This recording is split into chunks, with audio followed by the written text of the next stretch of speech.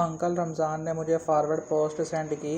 اس کے اوپر لکھا ہوا ہے کہ حکومت نے سپریم کورٹ کے ججز کے ہاؤس رینٹ میں اور جوڈیشل الاؤنس میں اضافہ کر دیا ہے، جس کا نوٹیفیکیشن بھی جاری کر دیا ہے۔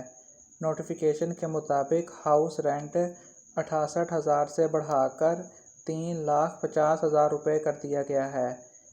اس طرح سپریم کورٹ کے ججز کا جوڈیشل الاؤنس 3,42,000 سے بڑھا کر 10,90,000 کر دیا گیا ہے۔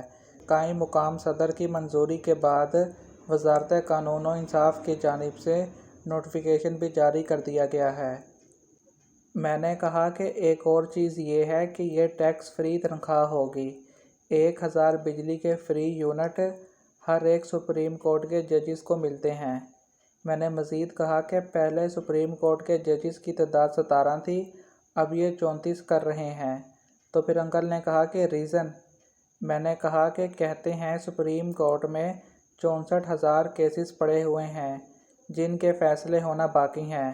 لوگوں کو سپریم کورٹ سے انصاف نہیں ملتا کیونکہ ججز کم ہیں، اسی وجہ سے ججز کی تعداد بڑھانی چاہیے۔ میں نے انکل کو پھر ایک اور ٹیکسٹ کی۔ اس کے اوپر لکھا ہوا تھا، حکومت پاکستان فصلوں کی قیمت مقرر کرتی تھی کہ اس سال گندم کا یہ ریٹ ہوگا، گنے کا ریٹ یہ ہوگا۔